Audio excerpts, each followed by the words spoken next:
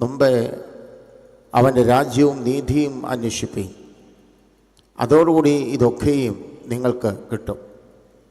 മുമ്പേ അവൻ്റെ രാജ്യവും നീതിയും അന്വേഷിപ്പീൻ, അതോടുകൂടെ ഇതൊക്കെയും നിങ്ങൾക്ക് കിട്ടും. മത്തായി എഴുതിയ സുവിശേഷം 6-ാം അധ്യായം 33-ാമത്തെ വാക്യം. നമുക്ക് പ്രാർത്ഥിക്കാം. കർത്താവേ, ഈ അനുഗ്രഹീതമായ രാത്രിക്ക് വേണ്ടി നിനക്ക് നന്ദി പറയുന്നു. റാന്നി നിലയ്ക്കൽ ഭദ്രാസനത്തിൻ്റെ നേതൃത്വത്തിൽ ഇങ്ങനെ ഒരു അനുഗ്രഹീതമായ കൂടിവരവ് ഈ വർഷവും ഞങ്ങൾക്ക് അനുവദിച്ചതുകൊണ്ട് ഞങ്ങൾ നിനക്ക് സ്തോത്രം ചെയ്യുന്നു.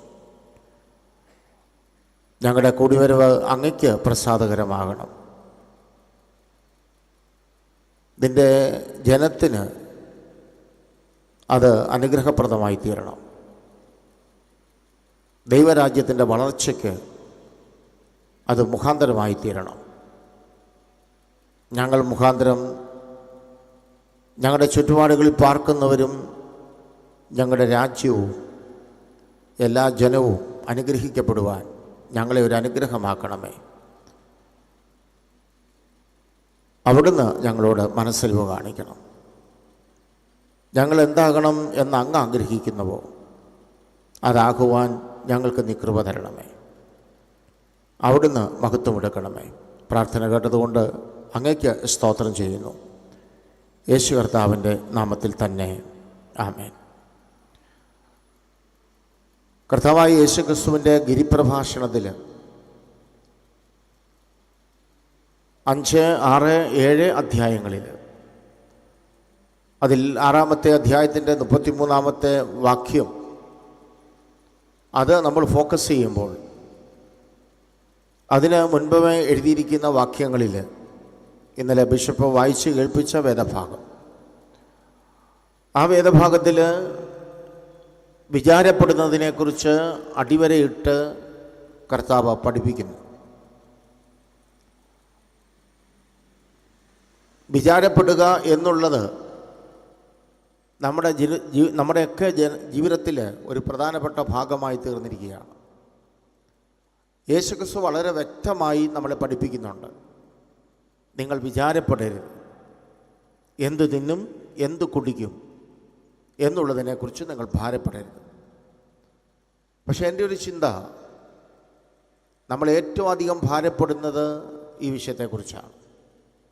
വിചാരപ്പെടേണ്ട എന്ന് പറഞ്ഞിട്ടുണ്ടെങ്കിൽ നമ്മൾ ധാരാളം വിചാരപ്പെടുന്നു എന്ന് മാത്രമല്ല, അത് ഡിപ്രഷനിലേക്കും ജീവിതത്തിൻ്റെ സ്വസ്ഥതകളും എല്ലാം നഷ്ടപ്പെടുന്നതിനും അത് മുഖാന്തരമായി തീരുന്നുണ്ട്.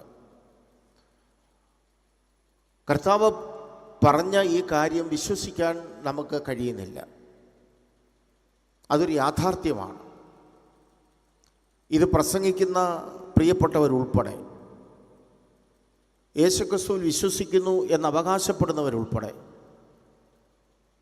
അവർ ചഞ്ചല ഹൃദയമുള്ളവരാണ്. ഒരു ഏകാഗ്രത അവർക്കില്ല. ഞാൻ ആരെ വിശ്വസിച്ചിരിക്കുന്നു എന്ന് ഞാൻ അറിയുന്നു എന്ന് പൗലോസ് പറഞ്ഞതുപോലെ,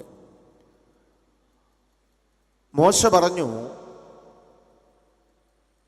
അബ്രഹാം പറഞ്ഞു, ദൈവം എൻ്റെ മഹാപ്രതിഫലമാണ്. ദാവീദ് തൻ്റെ 16-ാം സങ്കീർത്തനത്തിൽ പറഞ്ഞു, എൻ്റെ അവകാശത്തിൻ്റെയും പാനപാത്രത്തിൻ്റെയും പങ്ക് യഹോവയാകുന്നു, അവൻ എനിക്കുള്ള ഓഹരിയെ പരിപാലിക്കും. ഇതെല്ലാം നമുക്ക് നന്നായി അറിയാമെങ്കിലും നമ്മൾ ധാരാളം വിചാരപ്പെടുന്നു. കുടുംബത്തിൽ അസ്വസ്ഥതകൾ വർദ്ധിച്ചു വരുന്നു, അരാജകത്വം നിറയുന്നു. യെശയ്യാവ് 40 പറയുന്നത് പോലെ, എൻ്റെ ജനത്തെ ആശ്വസിപ്പിപ്പീൻ എന്ന് പറഞ്ഞാൽ എൻ്റെ ജനം ആശ്വാസമുള്ളവരായിരിക്കേണ്ടവരാണ്, സമാധാനമുള്ളവരായിരിക്കേണ്ടവരാണ്. പക്ഷേ ആ സമാധാനം അനുഭവിക്കാൻ വ്യക്തിപരമായോ കുടുംബമായോ കഴിയാത്ത ഒരു സിറ്റുവേഷൻ. എൻ്റെ സമാധാനം ഞാൻ നിങ്ങൾക്ക് തന്നേച്ചു പോകുന്നു, അത് ലോകം തരുന്നത് പോലെയല്ല, എൻ്റെ സമാധാനം ഞാൻ നിങ്ങൾക്ക് തന്നേച്ചു പോകുന്നു. പക്ഷേ ആ സമാധാനം നമ്മുടെ ജീവിതത്തിൻ്റെ എക്സ്പീരിയൻസ് ആക്കാൻ നമുക്ക് കഴിയുന്നില്ല. എന്തുകൊണ്ട്? യഥാർത്ഥത്തിൽ നിങ്ങൾ എന്തിനു വേണ്ടിയാണ് വിചാരപ്പെടേണ്ടത്? അത് യേശുക്രിസ്തു അതിനോടനുബന്ധിച്ച് പറയുകയാണ്. യേശു കർത്താവ് പറയുന്നത്, നിങ്ങൾ പറവകളെ നോക്കുക, നിങ്ങൾ താമരയെ നോക്കുക. അവയെല്ലാം ഞാനാണ് പോറ്റുന്നത്. നിങ്ങൾ എത്ര വിശേഷതയുള്ളവരാണ്. നിങ്ങൾ എൻ്റെ മക്കളാണ്. നിങ്ങൾക്ക് വേണ്ടി കരുതുവാൻ ഞാൻ മതിയായവനാണ്. കർത്താവ് ഈ ഉറപ്പ് നമുക്ക് നൽകിയിട്ടുണ്ടെങ്കിലും ആ ഉറപ്പിന് അടിസ്ഥാനപ്പെട്ട് ജീവിക്കാൻ കഴിയുന്നുണ്ടോ എന്നുള്ളത് അവരവരോട് തന്നെ ചോദിക്കേണ്ട കാര്യമാണ്. ഒരു സ്വയം ഇവാലുവേഷൻ. കർത്താവ് പറഞ്ഞു, നിങ്ങൾ വിചാരപ്പെടേണ്ടത് ദൈവരാജ്യത്തെക്കുറിച്ചാണ്. ദൈവത്തിൻ്റെ രാജ്യം, ദൈവത്തിൻ്റെ നീതി, അത് നിങ്ങൾ അന്വേഷിക്കണം. ആദ്യം മുമ്പേ അവൻ്റെ രാജ്യവും നീതിയും അന്വേഷിപ്പീൻ. അതോടുകൂടി ഇതൊക്കെ നിങ്ങൾ എന്തിനു വേണ്ടി വിചാരപ്പെടുന്നോ ആ വിചാരപ്പെടുന്ന വിഷയത്തിന് വേണ്ടി നിങ്ങൾക്ക് വേണ്ടി കരുതുവാൻ മതിയായവനാണ്. പക്ഷെ നിങ്ങൾ ഫോക്കസ് ചെയ്യേണ്ടത് ദൈവരാജ്യത്തെക്കുറിച്ചാണ്. ദൈവം എന്തിനെക്കുറിച്ച് വിചാരപ്പെടണമെന്ന് നമ്മളോട് പറഞ്ഞിട്ടുണ്ടോ അതിനെക്കുറിച്ച് നമുക്ക് വിചാരമില്ല. പക്ഷേ എന്തിനെക്കുറിച്ച് വിചാരപ്പെടരുത് എന്നുള്ളതിനെക്കുറിച്ച് നമ്മൾ ധാരാളം വിചാരപ്പെടുന്നു. അത് ഒരു വിരോധാഭാസമാണ്. അത് ക്രിസ്തീയ ജീവിതത്തിൽ അനുയോജ്യമായ ഒരു കാര്യമല്ല. നമ്മൾ ദൈവരാജ്യത്തിന് പ്രാധാന്യം കൊടുത്ത് ഈ ലോകത്തിൽ ജീവിക്കണം. നമ്മൾ അങ്ങനെ ഫോക്കസ് ചെയ്യുമ്പോൾ നമ്മുടെ കാര്യം ഫോക്കസ് ചെയ്യുന്നവനാണ് നമ്മുടെ ദൈവം. നമ്മൾ ഇടയൻ്റെ ശബ്ദം കേൾക്കുക. ഇടയൻ്റെ ശബ്ദം കേട്ട് നമ്മൾ ദൈവത്തിൻ്റെ വചനപ്രകാരം ജീവിക്കുമ്പോൾ നമ്മുടെ കാര്യത്തിൽ ശ്രദ്ധ ചെലുത്തുന്നവനാണ് നമ്മുടെ ദൈവം. ഞാൻ ഈ പറയുന്ന കാര്യം എൻ്റെ എക്സ്പീരിയൻസാണ്. പ്രായോഗിക തലത്തിൽ അങ്ങനെ കൊണ്ടുവരുവാൻ ശ്രമിക്കുന്ന ആളാണ്. അതുകൊണ്ട് നമ്മൾ ഇത് അടിവരയിട്ട് ഇത് മനസ്സിലാക്കേണ്ടതായിട്ടുണ്ട്. ദൈവരാജ്യത്തിൻ്റെ 3 ഘടകങ്ങളെക്കുറിച്ചാണ് നിങ്ങളോട് ഇന്ന് രാത്രിയിൽ പറയുവാൻ ഞാൻ ആഗ്രഹിക്കുന്നത്. ഒന്ന്, ദൈവരാജ്യത്തിൻ്റെ വളർച്ച. അത് ദൈവം ആഗ്രഹിക്കുന്നു. നിങ്ങൾ ഭൂമിയിലുള്ളതല്ല, ഉയരത്തിലുള്ളത് അന്വേഷിക്കണം. ദൈവരാജ്യത്തിൻ്റെ വളർച്ചയ്ക്കകത്ത് 3 ഘടകങ്ങളുണ്ട്. യേശു കർത്താവ് പറഞ്ഞു, എൻ്റെ ആലയിൽ എനിക്ക് ആടുകളുണ്ട്, നിങ്ങൾ അവയെ മേയ്ക്കണം. പത്രോസിനോട് കർത്താവ് അങ്ങനെയാണ് പറഞ്ഞത്. നീ എൻ്റെ ആടുകളെ മേയ്ക്കുക, എൻ്റെ ആടുകളെ പരിപാലിക്കുക. ഈ ഇടയൻ്റെ ആലയിലുള്ള ആടുകളെ ആത്മീകമായി പരിപോഷിപ്പിക്കുക എന്നുള്ളത് വ്യക്തിപരമായി, കുടുംബമായി, ഇടവകയായി, സഭയായി ചെയ്യേണ്ട ഏറ്റവും പ്രധാനപ്പെട്ട ദൗത്യമാണ്. ഈ ആലയ്ക്കുള്ളിലുള്ള ആടുകളെ ആരോഗ്യത്തോടെ വളർത്തുക എന്നുള്ളത് ദൈവം നമ്മളെക്കുറിച്ച് ആഗ്രഹിക്കുന്നു. 1 തെസ്സലോനിക്കർക്ക് എഴുതിയ ലേഖനത്തിൽ പൗലോസ് വിശ്വാസികളെ ഓർപ്പിക്കുന്ന ഒരു കാര്യമുണ്ട്. അതിൻ്റെ 5-ാം അധ്യായത്തിൻ്റെ 12 മുതൽ, നിങ്ങളുടെ ഇടയിൽ ശുശ്രൂഷിക്കുന്നവരെ നിങ്ങൾ സ്നേഹത്തോടെ വിചാരിക്കണം, നിങ്ങൾ സമാധാനമായിരിക്കണം. മാത്രമല്ല, നിങ്ങളുടെ ഇടയിൽ ഉൾക്കരുത്തില്ലാത്തവരുണ്ട്, നിങ്ങളുടെ കൂട്ടത്തിൽ ബലഹീനരുണ്ട്. എല്ലാവരും ഒരേ റേഞ്ചിലുള്ളവരല്ല. അപ്പോൾ ആ ജനത്തെ പരിപോഷിപ്പിക്കേണ്ടത് ഒരു ഇടവകയിൽ ഒരച്ഛൻ്റെ മാത്രം ദൗത്യമല്ല, ഒരു സുവിശേഷകൻ്റെ മാത്രം ദൗത്യമല്ല. വിശ്വാസികളോടാണ് കർത്താവ് പറയുന്നത്. പൗലോസ് ലേഖനത്തിലൂടെ പരിശുദ്ധാത്മാവിൽ രേഖപ്പെടുത്തുന്നത്, നിങ്ങളുടെ ഇടയിൽ ബലഹീനരുണ്ട്, വിശ്വാസത്തിൽ കാമ്പില്ലാത്തവരുണ്ട്, ഉൾക്കരുത്തില്ലാത്തവർ. നിങ്ങളുടെ കൂട്ടത്തിൽ ബലഹീനരുണ്ട്. നിങ്ങൾ അവർക്ക് ഫെലോഷിപ്പ് കൊടുക്കണം. അതിൽ ഒരാൾ പോലും നഷ്ടപ്പെടാതിരിക്കണമെങ്കിൽ നമ്മളതിന് വളരെയധികം കോൺസെൻട്രേറ്റ് ചെയ്യേണ്ടതായിട്ടുണ്ട്. അത് ആരുടെ ഉത്തരവാദിത്തമാണ്? യേശു ക്രിസ്തുവിനെ വ്യക്തിപരമായി അറിഞ്ഞിട്ടുള്ള എല്ലാവരുടെയും ദൗത്യമാണ്. എല്ലാവരും കൂട്ടായി പ്രവർത്തിക്കുമ്പോഴാണ് അതൊരു കുടുംബമായി, അതൊരു ഫെലോഷിപ്പായി. യേശു കർത്താവ് നമ്മളെ പഠിപ്പിച്ചത് എന്താ? ഒരു മനുഷ്യന്, ഒരു ഇടയന് 100 ആടുകളുണ്ടായിരുന്നു. ആ 100 ആടുകളിൽ ഒരു ആട് നഷ്ടപ്പെട്ടപ്പോൾ 99 സുരക്ഷിതമായി ഏൽപ്പിച്ചതിന് ശേഷം ആ ഒരെണ്ണത്തിനെ തേടി ധാരാളം സഞ്ചരിച്ചതായിട്ടാണ് നമ്മൾ മനസ്സിലാക്കുന്നത്. ഒരു ആട് മാത്രമേ പെട്ടിട്ടുള്ളല്ലോ എന്നുള്ള ചിന്തയല്ല നമ്മളെ ഭരിക്കേണ്ടത്. ആ ഒരാടിനെക്കുറിച്ച്, ആ ഒരു കുടുംബത്തെക്കുറിച്ച് നമ്മൾ ഭാരമുള്ളവരായിരിക്കണം. എന്ന് വെച്ചാൽ നിയോഗിക്കപ്പെട്ട അച്ഛനും അതിനോട് ചേർന്ന് പ്രവർത്തിക്കുന്ന ക്രൈസ്തവ സമിതി മെമ്പേഴ്സും കമ്മിറ്റിക്കാർ മാത്രമല്ല, കർത്താവുമായി ബന്ധമുള്ള ഓരോ വ്യക്തിയും ഫോക്കസ് ചെയ്യുമ്പോൾ, ഇടവകയെക്കുറിച്ച് ചിന്തയുള്ളവരായിരിക്കുമ്പോൾ എല്ലാവർക്കും അവരുടെ ഇടവക പ്രാധാന്യമുള്ളതായിരിക്കും. അവർ ഫെലോഷിപ്പ് കൊടുക്കും, വരുന്നവരെ സ്നേഹിക്കാനും അവരെ കരുതാനും. ആ ഒരു ബന്ധം നിലനിർത്തിയെങ്കിൽ മാത്രമേ ആരോഗ്യമുള്ള വ്യക്തിത്വം വളർന്നു വരത്തുള്ളൂ. ഇടവക എൻ്റെ ഇടവകയാണെന്ന്, ഇത് എൻ്റേതാണെന്ന്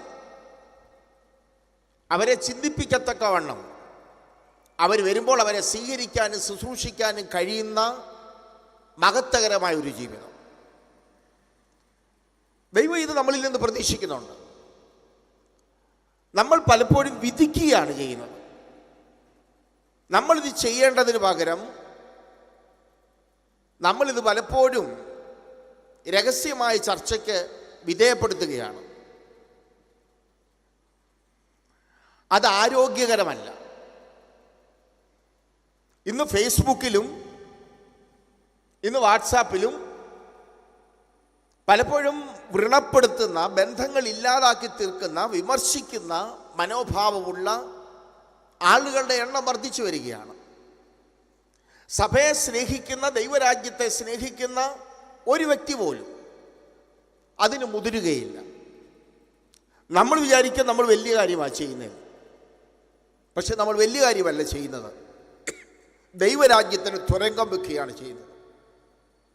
അത് സഭയ്ക്ക് പുറത്തുള്ളവരല്ല, അകത്തുള്ളവർ, പരിപാലിക്കേണ്ടവർ. പലപ്പോഴും നമ്മുടെ ദർശനം നഷ്ടപ്പെട്ട് ആരോഗ്യകരമല്ലാത്ത ബന്ധങ്ങൾ സ്ഥാപിച്ചെടുത്ത്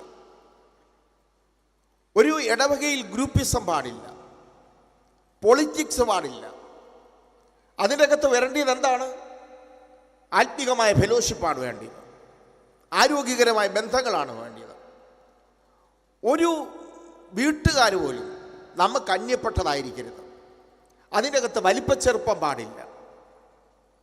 ആ വിധത്തിൽ കാഴ്ചപ്പാട്, ദൈവിക സ്നേഹം ചേർത്ത് നിർത്താനുള്ള മനസ്സ്.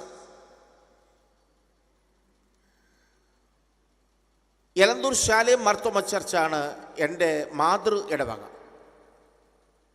ഇപ്പോൾ ഞാൻ ആമല്ലൂർ സഹിയോൻ മാർത്തോമ ചർച്ചിലെ ഒരു മെമ്പറായി തിരുവല്ലായിൽ സെറ്റിൽ ചെയ്ത് ജീവിക്കുന്നു. എൻ്റെ പ്രിയപ്പെട്ട വികാരി അച്ഛനും എന്നോടൊപ്പം വന്നിട്ടുണ്ട്. ഞാൻ എലന്തൂർ ശാലേം മാർത്തോമ ചർച്ചിൽ ഒരു യൗവനക്കാരനായി ജീവിച്ചിരുന്ന കാലത്ത് സാധു കൊച്ചുഞ്ഞൂജി ഉദ്ദേശിയുടെ കൊച്ചുമകൻ MB ബെഞ്ചമിൻ അച്ഛൻ അവിടെ വന്ന കാലം, മേലെ ഭാഗം എന്ന് പറയുന്ന മേഖലകളിലുള്ള ശാലേം പള്ളിയിലെ ഇടവകളിലെ വീട്ടുകാരെ കാണിക്കാൻ വേണ്ടി അച്ഛനോടൊപ്പം ഞാൻ യാത്ര ചെയ്തു. മുതുവരത്തിലെ ജോർജ് എന്ന് പറയുന്ന ആളിൻ്റെ വീടിൻ്റെ മുറ്റത്തേക്ക് കയറാൻ നേരത്ത് അച്ഛൻ എൻ്റെ കൈക്ക് മുറുകെ പിടിച്ചു. എൻ്റെ സഹായത്തോട് സ്റ്റെപ്പുകൾ വെച്ചപ്പോൾ അച്ഛൻ എന്നോട് ചോദിച്ചു, ബൈബിൾ സ്കൂളിൽ പഠിക്കാൻ താല്പര്യമുണ്ടോ? ഞാൻ പറഞ്ഞു, താല്പര്യമാണ് അച്ഛൻ. എന്നാൽ കൊമ്പാടി ബൈബിൾ ഇൻസ്റ്റിറ്റ്യൂട്ടിൽ AMM പോയി ജോൺസൺ 6 മാസം പഠിക്കണം, അമ്മയുടെ അനുവാദം വാങ്ങിക്കണം. എൻ്റെ പിതാവ് മരിച്ചുപോയി എനിക്ക് 14 വയസ്സുള്ളപ്പോൾ. ഞാൻ പറഞ്ഞു, അമ്മ സമ്മതിക്കും വച്ചാന്ന് പറഞ്ഞു, എങ്കിലും ഒന്ന് ചോദിക്കാൻ പറഞ്ഞു. അപ്പോൾ ആ ഒരു സ്നേഹം, സുവിശേഷ വേലയോടുള്ള ബന്ധത്തിൽ താല്പര്യമുള്ള ആളായിരുന്നെങ്കിലും ആ ഒരു ചോദ്യം ആ ഒരു കരുതൽ. ഞാൻ ബംഗാരപ്പെട്ട് സൗത്ത് ഇന്ത്യൻ ബിബ്ലിക്കൽ സെമിനാരിയിൽ പഠിക്കുമ്പോൾ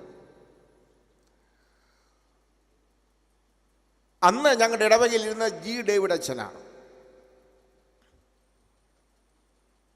കായംകുളം സ്വദേശി, പള്ളിക്കലിനടുത്ത്.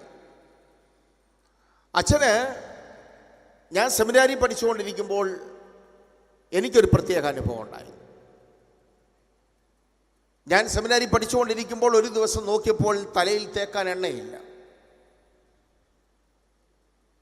എഴുതാൻ പേനയില്ല, എഴുതാൻ പേപ്പറില്ല.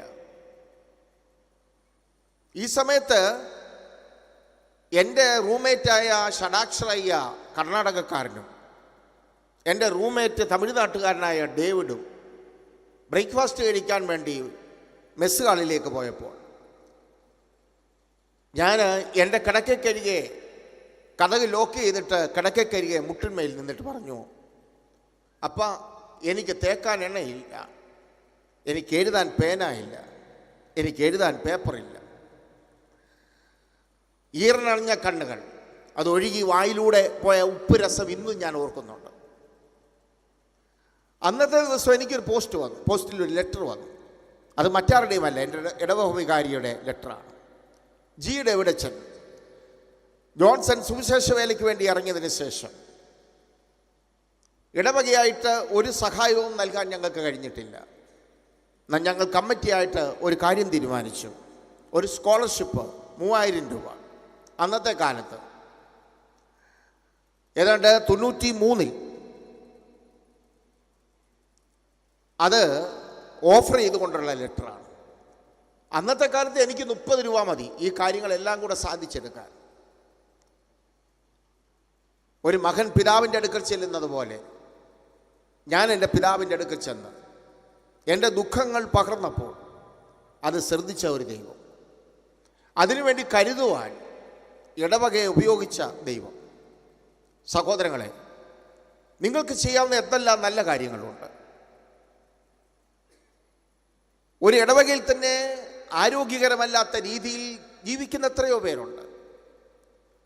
അതുകൊണ്ട് ദൈവരാജ്യത്തിൻ്റെ വളർച്ച എന്ന് പറയുമ്പോൾ ഓരോ വ്യക്തിയുടെയും വളർച്ചയാണ്, അവരുടെ ആത്മീക വളർച്ചയാണ്. ആത്മീക വളർച്ചയ്ക്ക് ഏറ്റവും ഉതകുന്നത് ദൈവവചനമാണ്. ദൈവവചനത്തിൽ അടിസ്ഥാനപ്പെട്ട ഫെലോഷിപ്പുകൾ, അടിസ്ഥാനപ്പെട്ട ദൈവവചന ശുശ്രൂഷ, അതിനെ അടിസ്ഥാനപ്പെട്ട ക്യാമ്പുകൾ, നമ്മുടെ കയ്യിൽ ദൈവം ഏൽപ്പിച്ചിരിക്കുന്ന കുഞ്ഞുങ്ങൾ, നമ്മൾ പറയും തലതെറിച്ച കുഞ്ഞുങ്ങളാണ്, എല്ലാം ന്യൂ ജനറേഷനാണെന്ന് പറയും. അത് ആരുടെ കയ്യിലാണ് ദൈവം ഏൽപ്പിച്ചത്? അമ്മയുടെ ഉദരത്തിൽ ഉരുവാകുന്ന നാൾ മുതൽ ദൈവം ഏൽപ്പിച്ചത് നമ്മളെയാണ്. അപ്പനും അമ്മയ്ക്കും വലിയ ഉത്തരവാദിത്വമുണ്ട്. ഇന്ന് നമ്മുടെ കുഞ്ഞുങ്ങൾ എവിടെയുണ്ട്? ഇന്നത്തെ സാധ്യതകളൊന്നുമില്ലാതിരുന്ന കാലത്ത്, 8ഉം 10ഉം മക്കളുണ്ടായിരുന്ന കാലത്ത്, ദാരിദ്ര്യം കുമിഞ്ഞുകൂടിയ കാലത്ത്, ഇല്ലായ്മയുടെ കാലം. ഇന്ന് നമ്മുടെ വീടുകൾ ഫാക്ടറികളാണ്. അന്ന് ഒന്നുമില്ലായിരുന്നു. മണിക്കൂറുകൾ നടന്ന് വെള്ളം കൊണ്ടുവരണം, അലക്കാനുള്ള യന്ത്രമൊന്നുമില്ല, ഒരു മെഷീനുമില്ല. എന്നും മാത്രം അധ്വാനിച്ചാൽ ഈ കുഞ്ഞുങ്ങളുടെ വയറിനുള്ള വകുപ്പുണ്ടാക്കും. കൃഷി ചെയ്താലും വേണ്ട പോലെ ഫലം കിട്ടാത്ത കാലം. ആ കാലയളവിൽ അമ്മമാരും അപ്പന്മാരും വളർത്തിയ കുഞ്ഞുങ്ങളുടെ ഉള്ളിൽ വെളിച്ചം കൊടുക്കാൻ അവർക്ക് കഴിഞ്ഞു. ഇന്നത്തെ കുടുംബങ്ങളോട് ഞാൻ ചോദിക്കുകയാണ്, ഇന്ന് നമ്മുടെ തലമുറയ്ക്ക് വേണ്ടി എന്താണ് നമ്മൾ ഇൻവെസ്റ്റ് ചെയ്യുന്നത്? കോടികൾ കാണുമായിരിക്കാം, കോടിക്കണക്കിന് രൂപ ഉണ്ട്. ഇന്ന് ദൈവത്തിൽ ആശ്രയിക്കേണ്ട കാര്യമൊന്നുമില്ല. എനിക്ക് തന്നെ ചിലത് കഴിയും എന്നുള്ള നിഗമനമാണ്. അങ്ങനല്ല. എന്തെല്ലാം ഉണ്ടെന്ന് പറഞ്ഞാൽ ഇതെല്ലാം തന്നവൻ നമ്മുടെ ദൈവമാണ്. ആ ചിന്ത ഭരിക്കണം ഓരോരുത്തരെയും. മറക്കരുത്, മനുഷ്യൻ പരിമിതിയുള്ളവനാണ്. പരിമിതിക്കപ്പുറം സഹായിക്കാൻ കഴിയുന്നവൻ ദൈവം മാത്രമേ ഉള്ളൂ. ഇനി നമ്മുടെ ഫ്രീസറിൽ എത്ര മാസം കഴിക്കാനുള്ള ഭക്ഷണം ഉണ്ടെന്ന് പറഞ്ഞാലും രാവിലെ വിശപ്പെന്ന് പറയുന്ന സാധനം ദൈവം തന്നില്ല എങ്കിൽ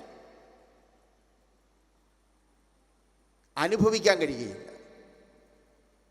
അതുകൊണ്ട് ദൈവത്തിൻ്റെ ദാനത്തെക്കുറിച്ച് നമ്മൾ ബോധമുള്ളവരായിരിക്കണം. എൻ്റെ അമ്മ വലിയ ആത്മീയതയുള്ളവളായിരുന്നു എന്ന് ഞാൻ ചിന്തിക്കുന്നില്ല. പക്ഷെ അവരുടെ ഉള്ളിൽ കർത്താവ് എന്നുള്ള ചിന്തയുണ്ടായിരുന്നു. 40-ാമത്തെ വയസ്സിൽ വിധവയായ തീർന്ന എൻ്റെ അമ്മ 40 സെൻറ്റിൻ്റെ അകത്ത് നന്നായി അധ്വാനിച്ചാൽ 4 മാസത്തേക്കുള്ള കപ്പ കിട്ടും. വേറൊരു കഴിവ് എൻ്റെ അമ്മയ്ക്കുമില്ല. പക്ഷേ ജോലിയെല്ലാം ഒതുക്കിയതിന് ശേഷം 10-11 മണിയാകുമ്പോഴത്തേക്ക് ഡ്രസ്സെല്ലാം മാറ്റി കുളിച്ച് ഫ്രഷായി ഉമ്മറത്തിരുന്നൊരു വായനയുണ്ട്. എത്ര അധ്യായം വായിക്കുമെന്ന് എനിക്കറിഞ്ഞുകൂടാ. അധ്യായം മുഴുവനും വായിക്കും, ധാരാളം അധ്യായങ്ങൾ വായിക്കും. എന്നിട്ട് അമ്മയുടെ ഒരു വളരെ ഇൻട്രസ്റ്റ് ആയിട്ടുള്ളൊരു പാട്ടുണ്ട്, എൻ്റെ സമ്പത്തൊന്ന് ചൊല്ലുവാൻ. ആ പാട്ട് അക്കരെ ഭാഗത്തുള്ള വീടുകൾക്കെല്ലാം കേൾക്കാം.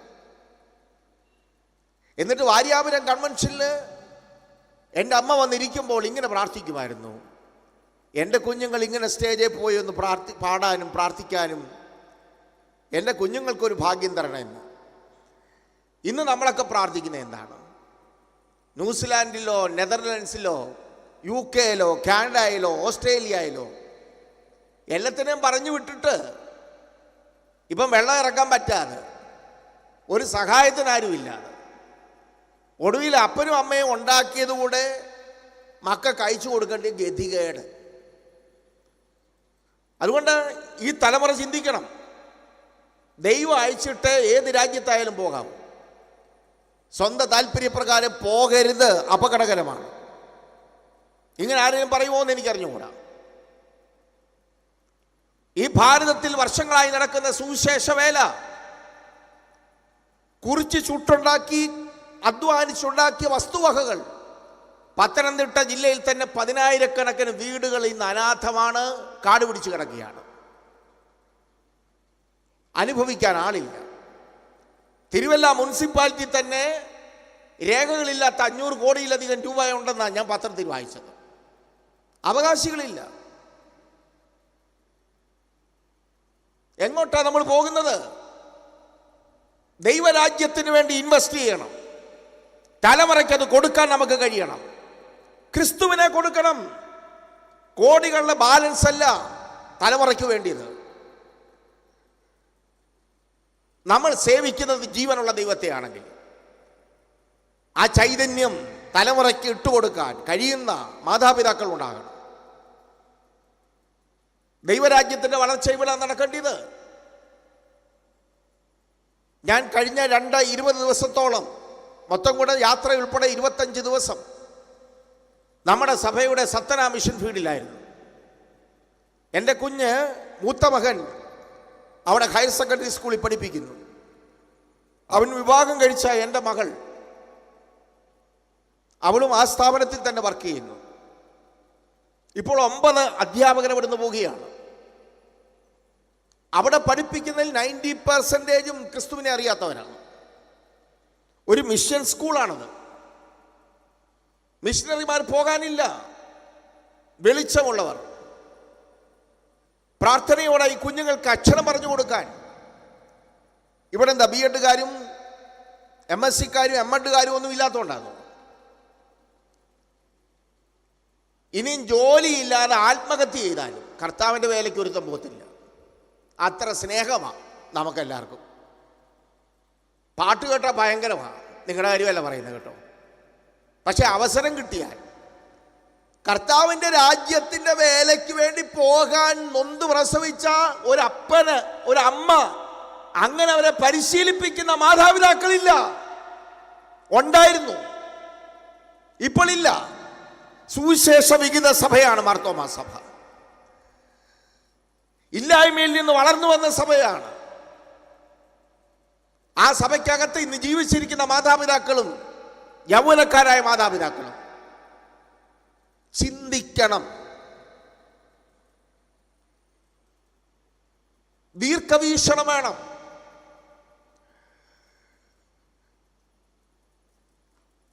രണ്ടായിരത്തിലധികം വർഷമായി സുവിശേഷം അറിയിക്കുന്ന ഭാരത മണ്ണിൽ ആ മണ്ണ് വിട്ടിട്ട് പോകുന്നതല്ല ഈ മണ്ണിൻ്റെ അകത്ത് ഭാരതത്തിൽ ഞാൻ എൻ്റെ ദൈവത്തോട് പ്രാർത്ഥിക്കുന്നത് എൻ്റെ കുഞ്ഞുങ്ങളെ ഇന്ത്യൻ ജനത്തിൻ്റെ നടുവിൽ ആ സംസ്കാരത്തിൽ എൻ്റെ കുഞ്ഞുങ്ങൾ കർത്താവിൻ്റെ വേല ചെയ്യണം. അതെൻ്റെ കൊതിയാണ്, അതെൻ്റെ പ്രാർത്ഥനയാണ്. നിങ്ങൾ പ്രാർത്ഥിക്കുമോ? അങ്ങനെ പ്രാർത്ഥിക്കാൻ കഴിയുമോ? എന്നോട് എത്രയോ പേര് പറഞ്ഞു, ജോൺസ ഭാവി നോക്കണം, കുഞ്ഞുങ്ങളുടെ ഭാവി നോക്കണം, അവരെവിടെയെങ്കിലും പോയി രക്ഷപ്പെടട്ടെ. അപ്പൊ ഇവിടെ പോറ്റാൻ എൻ്റെ ദൈവത്തിന് കഴിയുകയില്ലയോ? സരേപ്താന്റെ വിരമയെക്കുറിച്ചൊക്കെ പ്രസംഗിക്കുമ്പോൾ വലിയ ഗ്ലോറിയൊക്കെ പറയുന്ന പുള്ളികളുണ്ട്. പക്ഷെ കുഞ്ഞിനെ കർത്താവിൻ്റെ വേലയ്ക്ക് വേണ്ടി കൊടുക്കാൻ പറഞ്ഞ് എങ്ങനെ ജീവിക്കും? എന്നോട് ചോദിച്ചിട്ടുള്ളതാണ്. അങ്ങനെ പോറ്റാൻ കഴിവുള്ള ഒരു ദൈവത്തെ അല്ല ആരാധിക്കുന്നതെങ്കിൽ വിശ്വസിക്കുന്നെങ്കിൽ വട്ടപൂജ്യമാണ്.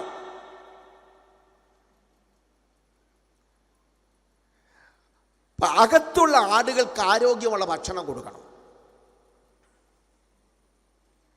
അത് ദൈവവചനത്തിലൂടെയും പ്രാർത്ഥനയിലൂടെയും ഫെലോഷിപ്പിലൂടെയാണ് കിട്ടുന്നത്. ആദ്യ ദിവസം ഉദ്ഘാടന അധ്യക്ഷ പ്രസംഗം തിരുമേനി ബർന്നബാസ് തിരുമേനി പറഞ്ഞത് ഞാൻ യൂട്യൂബിലൂടെ കണ്ടു. 3 കുഞ്ഞുങ്ങളുടെ എണ്ണം പറയുന്നത് കേട്ടു. അതെന്താ, മക്കളില്ലാഞ്ഞിട്ടാണോ? മക്കളില്ലാഞ്ഞിട്ടാണോ? ഇന്നത്തെ ജാഥയ്ക്ക് 2000-ലധികം പേര് വന്നു, അത് അത്ഭുതകരം. പക്ഷെ ഈ ദൈവവചനം കേൾക്കണ്ടായോ അവര്? അത് കുറച്ച് പഠിച്ചാൽ മതി എന്ന് വെക്കണം. അല്പം കൊണ്ടും അധികം കൊണ്ടും അനുഗ്രഹിക്കാൻ ദൈവം മതിയായവനാണ്. നിങ്ങൾ എന്നോട് പിണങ്ങരുതേ. പിണങ്ങിയാലും എനിക്കൊന്നുമില്ല. കാരണം സ്റ്റേജിലോട്ട് പോകുന്നവനല്ല ഞാൻ.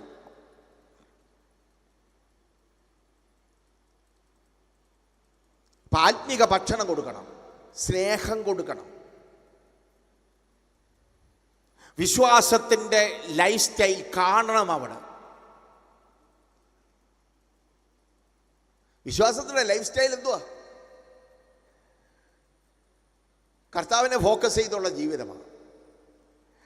അവിടെ ലജ്ജിക്കേണ്ടി വരത്തില്ല. 100% അടിവരയിട്ട് ഒപ്പിട്ട് തരാം. അവിടെ കരുതാൻ ദൈവമുണ്ട്. എൻ്റെ ദൈവമോ നിങ്ങളുടെ ബുദ്ധിമുട്ടൊക്കെ മഹത്വത്തോടെ തന്നെ ധനത്തിനൊത്തവണ്ണം ക്രിസ്തുയേശുവിൽ പൂർണ്ണമായും തീർത്തു തരും. ഇനി ഇവിടെ നമുക്ക് ഞെരുക്കമാണെങ്കിലും ദീർഘവീക്ഷണത്തോടെ ഈ ഭൂമിയിൽ ജീവിക്കണം. മത്സരിച്ചുള്ള ഓട്ടം നിർത്തണം. അവൻ്റെ വീട് എൻ്റെ വീട്, അവൻ്റെ പിള്ളേരെ എൻ്റെ പിള്ളേര്. നോ, ദൈവം നമ്മളെക്കുറിച്ച് എന്താഗ്രഹിക്കുന്നു ആ നിലയിൽ ജീവിക്കാനും പ്രവർത്തിക്കാനും നമുക്ക് കഴിയണം. രണ്ടാമതായിട്ട്, ഈ ആലയ്ക്ക് പുറത്ത് എനിക്ക് ആടുകളുണ്ട്. കർത്താവ് പറഞ്ഞത്, ഈ ആടുകളെ കൂടാതെ, ഈ ആലയിലുള്ള ആടുകൾ കൂടാതെ, ഈ ആലയ്ക്ക് പുറത്ത് എനിക്ക് ആടുകളുണ്ട്. യെസ്, അവയും എനിക്കുള്ളതാകുന്നു. ലോകം വിചാരിക്കും, ക്രിസ്തുവിനെ അറിയാത്തവർ വിചാരിക്കും ഈ മിഷനറി പ്രവർത്തനമൊക്കെ എന്തിനാണ്, സഭ എന്തിനാ മിഷനറി പ്രവർത്തനത്തിന് പ്രാധാന്യം കൊടുത്തത്? ഞാൻ എന്തുകൊണ്ട് മിഷനറി വേലയിൽ ഭാഗവാക്കായി നിൽക്കുന്നു? വരുമാനത്തിൻ്റെ മെച്ചം കൊണ്ടൊന്നുമല്ല. വർഷങ്ങളായിട്ട് മിഷൻ ഫീഡിൽ കിടക്കുന്ന മിഷനറിമാരും മാർത്തോമാ സഭയോ അല്ലെങ്കിൽ വേറൊരു സംഘടനയോ കൊടുക്കുന്ന പണത്തിൻ്റെ കൊഴുപ്പ് കൊണ്ടല്ല കർത്താവിൻ്റെ വേലയ്ക്ക് പോയിരിക്കുന്നത്.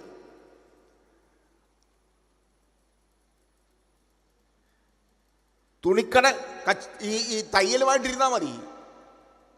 അവരൊരു മാസം തരുന്നത് ഒരു ദിവസം കൊണ്ട് ഉണ്ടാക്കാം. തിരുവല്ലയിലൊക്കെ ഞാൻ ഭാര്യയുള്ളവനാ, ഒരു ബ്ലൗസ് തയ്ച്ചാൽ 600-700 രൂപ.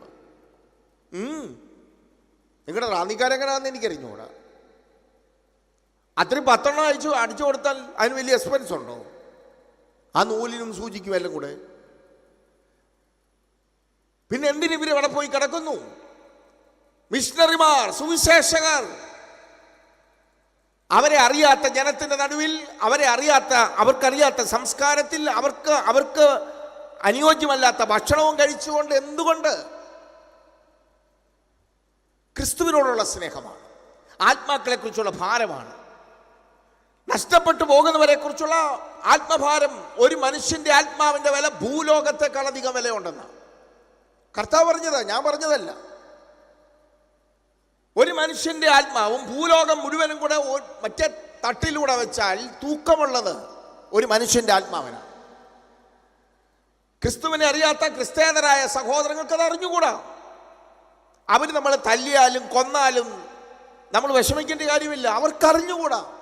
പക്ഷെ നമുക്കറിയാം. അതുകൊണ്ട് അവർ തല്ലിയാലും കൊന്നാലും ഉപദ്രവിച്ചാലും നമ്മുടെ റെസ്പോൺസിബിലിറ്റി എന്താണ്? അവരും ഇത് അറിയണം. തൻ്റെ ഏകജാതനായ പുത്രനിൽ വിശ്വസിക്കുന്ന ഏവനും നശിച്ചു പോകാൻ നിത്യജീവൻ പ്രാപിക്കേണ്ടതിന് ദൈവം അവനെ നൽകുവാൻ തക്കോണം ലോകത്തെ സ്നേഹിച്ചു.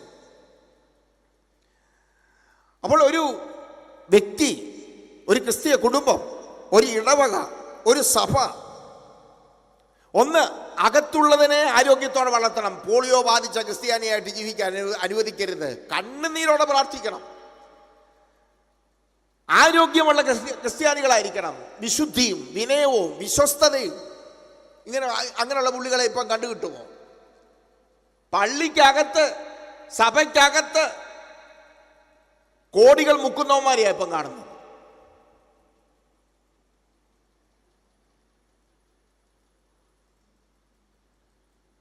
അപ്പൊ ആരോഗ്യത്തോടെ വളരണമെന്നുണ്ടെങ്കിൽ അവർ ഫെയ്ത്ത്ഫുള്ളായിട്ട് വളരണം. നയമാൻ്റെ വീട്ടിലെ വേലക്കാരി പെൺകൊച്ചിനുണ്ടായിരുന്ന ജീവനുണ്ടല്ലോ. നമ്മളൊരു ഒരു ഒരു ഒരു കൂലിപ്പണിക്കാരനായാലും, ഒരു കുശിനിക്കാരി ആയാലും, ഒരു പിയൂണായാലും, അല്ല വലിയൊരു ഉദ്യോഗസ്ഥനായാലും, എവിടാക്കിയാലും 100% വിശ്വസ്തരായിരിക്കണം. നമ്മുടേതല്ലാത്ത ഒരു സ്പൂണ് പോലും നമ്മുടെ വീട്ടിൽ ഉണ്ടാകരുത്.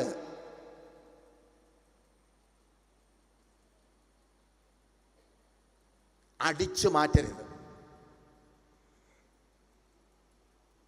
പട്ടിണി കിടന്ന് മരിച്ചാലും ദൈവവാക്യ സ്ഥലത്ത് വിശ്വസ്തനായിരിക്കണം. നമ്മളാരും പൂർണ്ണരാകത്തില്ല. ഇന്നലെ ബിഷപ്പ് പറഞ്ഞതുപോലെ നമ്മളൊക്കെ അപൂർണതയുള്ളവരാണ്. എങ്കിലും കിട്ടിയ വെളിച്ചത്തിനനുസരിച്ച് ജീവിക്കാൻ നമുക്ക് കഴിയണം. ദൈവരാജ്യത്തിൻ്റെ വളർച്ച എന്നുള്ളതാണ് നമ്മൾ ചിന്തിച്ചുകൊണ്ടിരിക്കുന്നത്. അതിൽ ഒരു കാര്യം പറഞ്ഞു, അകത്തുള്ളവർക്ക് ഭക്ഷണം കൊടുക്കണം, പുറത്തുള്ളവരെ അവരും എനിക്കുള്ളവരാണ്. അതുകൊണ്ട് നിങ്ങൾ ഭൂമിയുടെ അറ്റത്തോളം സകല ജാതികളെയും എൻ്റെ ശിഷ്യരാക്കിക്കൊള്ളണം എന്ന് പറഞ്ഞാൽ സുവിശേഷ വേല ചെയ്യണം, മിഷണറി വർക്ക് ചെയ്യണം. വേലയ്ക്ക് ആളുകൾ പോകണം, ആ വേലയുടെ പുറകിൽ ആളുകൾ നിൽക്കണം. ബ്രേക്ക്ഫാസ്റ്റ്, ലഞ്ച്, സപ്പർ ഇതൊക്കെ നമ്മുടെ വകയായിരിക്കണം. കൂട്ടി കൂട്ടി കൂട്ടി കൂട്ടി വെച്ച് ഒടുവിൽ വെള്ളം പോലും ഇറക്കാൻ കഴിയാതെ അവകാശങ്ങളുമില്ലാതെ മുടിഞ്ഞു പോകുന്നതിനേക്കാൾ എത്രയോ ഭേദമാണ് തന്നിരിക്കുന്ന ആയുസ് ആരോഗ്യകരമായി ചെലവിട്ടു പോകുന്നത്. നഷ്ടമല്ല, നഷ്ടക്കച്ചവടമല്ല. അവന്റെ തലമുറയെ ദൈവം നോക്കിക്കൊള്ളും.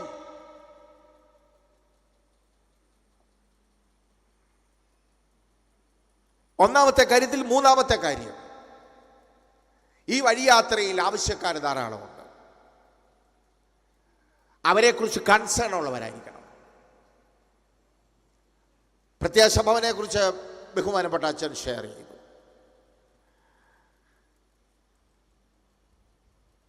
കർത്താവ് കടന്നു പോകുമ്പോൾ നയനിലെ വിധവയെ കണ്ടു. ബെർത്തലമായി നിലവിളിക്കുന്നത് കേട്ടു. തന്നോടുകൂടെ ഇരിക്കുന്ന ജനത്തിന് വിശക്കുന്നത് കർത്താവ് കണ്ടു, മനസ്സലിഞ്ഞു. ഇടവകയ്ക്കകത്തുണ്ട് വിശക്കുന്നവർ, നമുക്കറിയത്തില്ല അവരെയൊന്നും. ഉണ്ട്.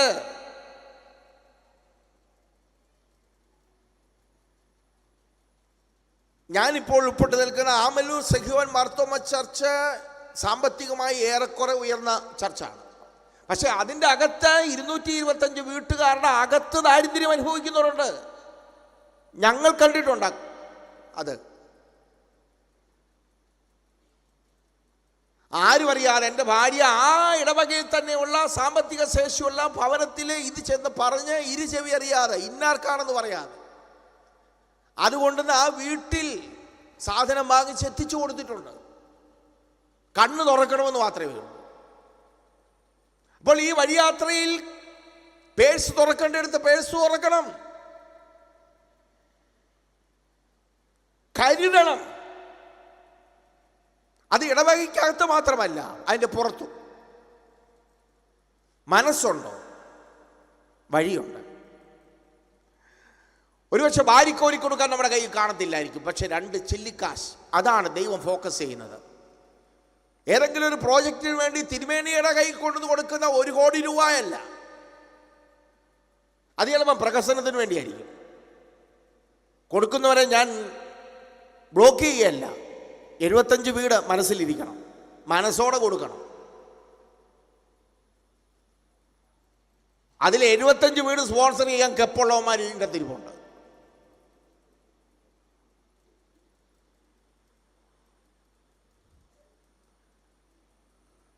തട്ടിപ്പോകുന്നതിന് മുമ്പേ എഴുതി കൊടുക്കുന്നേ.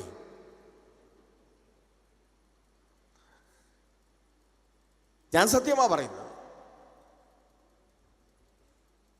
എന്തൊക്കെയായാലും പിള്ളേർ ഇനി അവിടെ നിന്ന് ഇങ്ങോട്ട് വരാൻ പോകുന്നില്ല. ഇതെല്ലാം വിട്ടു പറിച്ചാൽ അവിടെ എത്തിക്കാനും വലിയ ബുദ്ധിമുട്ടായിപ്പം. അതിനേക്കാൾ എത്രയോ ഭേദമാ ആ മനുഷ്യരൊന്ന് കണ്ണു നിറഞ്ഞ് ദൈവത്തിനൊരു നന്ദി പറഞ്ഞാൽ അത് നമുക്കൊരു ബ്ലെസ്സിങ്സാണ് നിത്യതയോടുള്ള ബന്ധത്തിൽ. ഒന്നാമത്തെ കാര്യം ദൈവരാജ്യത്തിൻ്റെ വളർച്ച. അതിന് ഈ ഘടകങ്ങളെല്ലാം ചേർന്ന് വേണം.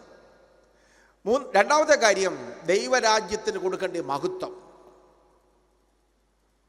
ദൈവരാജ്യത്തിന് കൊടുക്കേണ്ട മഹത്വം, ഒന്നാമത് ദൈവത്തിന് കൊടുക്കണം മഹത്വം. ചിലർക്ക് ദൈവത്തിന് മഹത്വം ഒന്നും കൊടുക്കത്തില്ല. വർഷാവസാന വാച്ചിനേജ് സർവീസൊക്കെ കഴിഞ്ഞിട്ട് ദിവസങ്ങളെല്ലാം ആയുള്ളൂ. ദൈവത്തിന് സാക്ഷ്യം പറയാൻ അവസരം കൊടുക്കും. എട്ടും പൊട്ടും അറിയാത്ത ചില അമ്മച്ചിമാർ മാത്രം എഴുന്നേറ്റ് ദൈവകൃപയിൽ ആശ്രയിച്ചെന്നുള്ള പാട്ട് പാടിയിട്ട് ആരെങ്കിലും പറയും. ബാക്കിയുള്ളവരെല്ലാം ഉപ്പുകൂണ് പോലെ ഒറ്റ ഇരിപ്പാണ്. പറയത്തില്ല, പറയാനൊന്നും ഇല്ല അവർക്ക്. അറിഞ്ഞിട്ട് വേണ്ടോ പറയാൻ? എടാ, മഹത്വം ദൈവത്തിന് കൊടുക്കണം. എന്നാൽ 5 മിനിറ്റ് വെൽക്കം പറയാൻ കൊടുത്തവനെ വേണമെങ്കിൽ 50 മിനിറ്റ് വെൽക്കം ചെയ്ത് കളയും. തിരുമേനിയെ ഇരുത്തിക്കൊണ്ട് തിരുമേനിയെ മാറി നിന്ന് പുറത്ത് നിന്ന് ചീത്ത വിളിക്കുന്നവരെ ഞാൻ എൻ്റെ ചെവി കൊണ്ട് ഞാൻ കേട്ടിട്ടുണ്ട്. കാണുമ്പോൾ എന്തോ സ്നേഹമാണെന്നറിയോ. ഇവിടെ അങ്ങനെയൊന്നും ഞാൻ കണ്ടില്ല കേട്ടോ. അച്ഛൻ മാന്യമായിട്ട് വെൽക്കം പറഞ്ഞു നിർത്തി.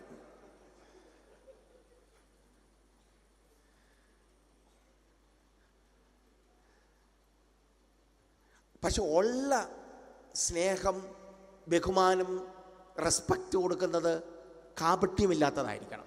അവിടെ അത് റിമാർക്ക് ചെയ്യുന്നത് അത് മാത്രമേ കാണത്തുള്ളൂ. ബാക്കിയൊന്നും മാർക്ക് ചെയ്തില്ല, ദോഷമേ വരത്തുള്ളൂ. അതുകൊണ്ട് നമ്മൾ ദൈവത്തിന് മഹത്വം കൊടുക്കണം. ലജ്ജയില്ലാതെ ദൈവത്തിന് മഹത്വം കൊടുക്കണം. ദൈവത്തെ ആരാധിക്കണം. രാജ്യവും ശക്തിയും മഹത്വവും ആർക്കുള്ളതാ? ദൈവത്തിനുള്ളതാ. നമ്മുടെ പിള്ളേരെല്ലാം നശിച്ചു പോകാനുള്ള കാരണം ഞാനൊന്ന് പറയാം. നമ്മൾ പ്രകടിപ്പിക്കുന്നതും അകത്ത് പറയുന്നതും രണ്ടും രണ്ടായതുകൊണ്ടാണ്. അച്ഛൻ വരുമ്പോഴത്തേക്ക് TV ഓഫാക്കുന്നു, മുൻവശത്ത് കിടന്നതെല്ലാം കൊണ്ടുവന്ന് കട്ടിലിൻ്റെ കീഴിലോട്ട് ഇടുന്നു. അതുവരെ കേട്ടോണ്ടിരുന്നതും പറഞ്ഞുകൊണ്ടിരുന്നതും സ്റ്റോപ്പ് ചെയ്തിട്ട് പ്രൈസലോട് എന്ന് പറഞ്ഞുകൊണ്ട് മുന്നേ വന്നിരിക്കും. പോയി കഴിഞ്ഞിട്ട് എന്താ പറയുന്നതും പിള്ളേർ കാണുന്നുണ്ട്. ഈ ദൈവത്തിൻ്റെ ഈ അമ്മയുടെ അപ്പേൻ്റെയും ദൈവത്തെ എനിക്ക് വേണ്ടാന്ന് അവർ അടിവരയിട്ട് തീരുമാനിച്ചു കഴിയും. അതുകൊണ്ട് ഒറ്റ ഒരെണ്ണം വരത്തില്ലല്ലോ. കൊയറിലുള്ളത് കൊണ്ട് യുവത്വങ്ങൾക്ക് കുറച്ച് ചെറുപ്പക്കാർ ഇതിൻ്റെ അകത്തുണ്ട്. അല്ലാതെ ഇവിടെ എത്ര പേര് ചെറുപ്പക്കാരുണ്ടെന്ന് എനിക്കറിഞ്ഞുകൂടാ. എൻ്റെ കാഴ്ച ഒത്തിരി ദൂരെ കാഴ്ചയുള്ള ആളല്ല. ഇവരെ കൊയറിൽ എടുത്തില്ലായിരുന്നെങ്കിൽ ഇവരും വരത്തില്ലായിരുന്നു.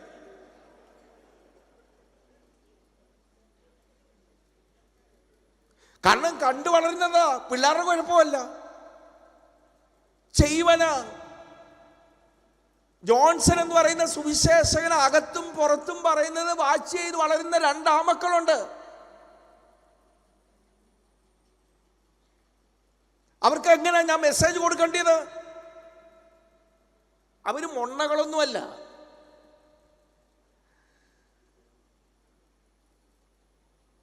യെസ്, ഒന്നാമത് ദൈവത്തിന് മഹത്വം കൊടുക്കണം. അത് ആരാധനാലയത്തിലായാലും വീട്ടിലായാലും മൂല്യങ്ങൾക്ക് പ്രാധാന്യം കൊടുക്കണം. 2, ദൈവത്തിന് മഹത്വം എന്ന് പറയുമ്പോൾ രണ്ടാമത് ദൈവരാജ്യ ശുശ്രൂഷയ്ക്ക് മഹത്വം കൊടുക്കണം എന്ന് പറഞ്ഞാൽ അതിന് കൊടുക്കേണ്ട സ്ഥാനം കൊടുക്കണം. ഞാൻ തോമസ് അധ്യക്ഷനോട് സംസാരിച്ചുകൊണ്ട് നിങ്ങളുടെ വണ്ടിയെ വരുമ്പോൾ പറയുമായിരുന്നു, ഇടവഴിശ്ശേരി എന്നാലും സേവ്യാ സംഘത്തിന് ചെന്നാലും സേവ്യാ സംഘത്തിൻ്റെ പേരിലുള്ള അല്ല പിന്നെ മറ്റ് ഏതെങ്കിലും ഇതിന് പോയാൽ സ്ഥിരം 10-15 എണ്ണം കാണും.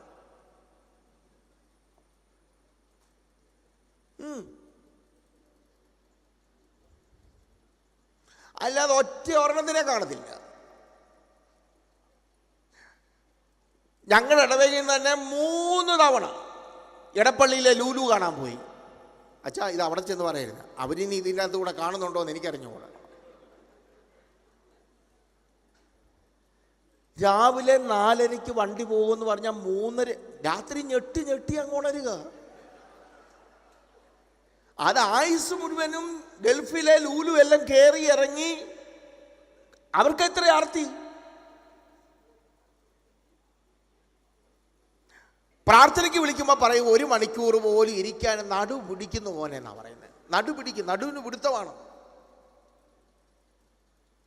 1 മണിക്കൂർ പ്രാർത്ഥനയ്ക്ക് ഇരിക്കാൻ അവർക്ക് ടൈമില്ല. 3 മണിക്കൂർ ടൂറിസ്റ്റ് ബസ്സിൽ ഇടം വലം തിരിയാൻ പറ്റാതെ അതേലിരുന്ന് ഇടപ്പള്ളി പോകാൻ ആരോഗ്യമുണ്ട്.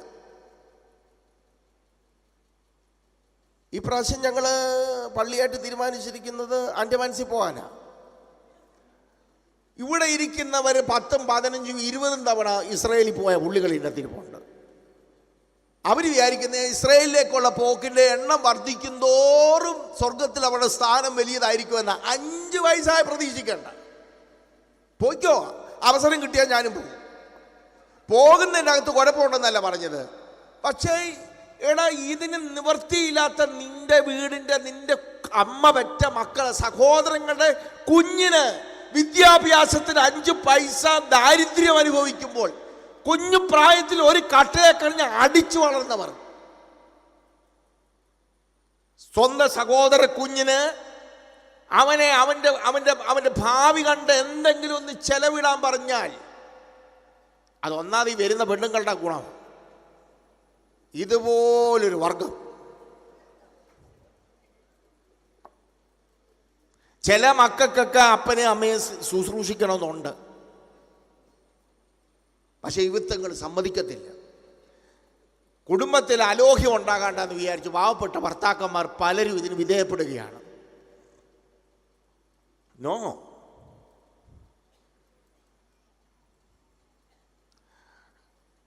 ദൈവരാജ്യ ശുശ്രൂഷയ്ക്ക് മഹത്വം കൊടുക്കണം. നമ്മൾ ഭയങ്കര വിശാല ഹൃദയമുള്ളവരാണല്ലോ, അതുകൊണ്ട് അത്തപ്പൂ ഇപ്പം പിന്നെ മധുകായ്ക്കകത്ത് നടത്തുന്ന പുള്ളികളുണ്ട്.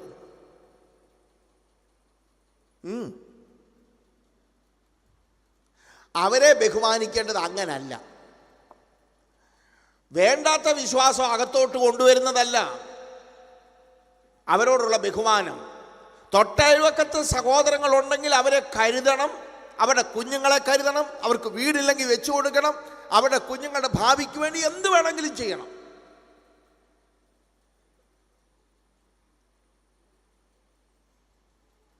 നാളത്തെ ആരാധനയ്ക്ക് ഇവിടെ വരാനുള്ളത് കൊണ്ടായിരിക്കാം ഭദ്രാസന കൺവെൻഷൻ പിന്നെ റാന്നി ഭദ്രാസനത്തിലാണ് ഏറ്റവും കൂടുതൽ ആളെന്നാണ് ഞാൻ പറഞ്ഞു കേട്ടത്. പക്ഷേ ആ 130 പള്ളികളുടെ മഹത്വമൊന്നും ഇന്ന് രാത്രി ഞാൻ കാണുന്നില്ല. കാരണം എനിക്ക് തോന്നുന്നു നാളെ രാവിലെ 8 മണിക്ക് കുർബാനയ്ക്ക് വേണ്ടി അച്ഛന്മാരും ജനങ്ങളും കൂടെ ഇന്ന് രാത്രിയിലത്തെ യോഗത്തിന് വരുന്നില്ലെന്ന് തീരുമാനിച്ചു കാണും. അതുപോട്ടെ, ഞാൻ പറയുന്നത് ദൈവരാജ്യത്തിൻ്റെ ശുശ്രൂഷ എന്ന് പറഞ്ഞാൽ വീട്ടിൽ കുടുംബ പ്രാർത്ഥനയ്ക്ക് പ്രാധാന്യം കൊടുക്കണം. ഒടുവിൽ എല്ലാം കഴിഞ്ഞിട്ട് സമയമില്ലാത്ത ഒറ്റ കാര്യമേ ഉള്ളൂ, കുടുംബ പ്രാർത്ഥന. തീറ്റി വേണ്ടാന്ന് വെക്കൂ, ഭക്ഷണമേ വേണ്ടാന്ന് വെക്കൂ, സീരിയൽ കണ്ടുകൊണ്ടിരിക്കുന്നത് ആ ഭാഗം കാണാതെ പോയാൽ നമ്മുടെ ഭാവിയെ പോയില്ലേ. ഇതെല്ലാം ചെയ്യും, അവസാനം വരുമ്പോൾ ഔട്ടാകുന്നത് പ്രാർത്ഥന മാത്രമാണ്. എല്ലാവരും കൂടെ ഒരുമിച്ചിരുന്ന് 1-2 പാട്ടൊക്കെ പാടി എല്ലാവരും വേദപുസ്തകം വായിച്ച് വീട്ടിലുള്ള എല്ലാവരും വല്ല നിവൃത്തിയുണ്ട്. എൻ്റെ വീട്ടിൽ ഇപ്പം 5 അംഗങ്ങളാണ്, 5 അംഗങ്ങൾ കൂടിയ 5 അംഗങ്ങളും പ്രാർത്ഥിക്കും.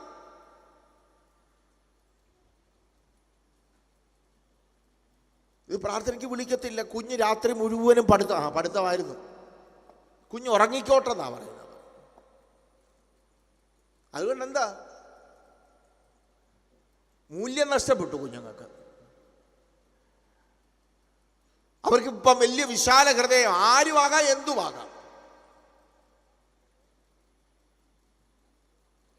അപ്പം ദൈവരാജ്യ ശുശ്രൂഷയ്ക്ക് കൊടുക്കേണ്ട പ്രാധാന്യം പള്ളിക്കകത്ത് കൊടുക്കണം, വീടിനുള്ളിൽ കൊടുക്കണം. ഒന്നാമത്തെ റെസ്പോൺസിബിലിറ്റി മാതാപിതാക്കൾക്ക്. അത് കഴിഞ്ഞിട്ടേ ഉള്ളൂ സൺഡേ സ്കൂൾ, ഇടവകയുമൊക്കെ. മൂല്യങ്ങൾക്ക് പ്രാധാന്യം കൊടുക്കണം. അത് അവരുടെ അകത്തോട്ടിട്ട് കൊടുക്കാൻ കുഞ്ഞു പ്രായം മുതൽ, മുല കുടിക്കുന്ന പ്രായം മുതൽ അവർക്ക് കൊടുക്കേണ്ട വചനം കൊടുക്കണം.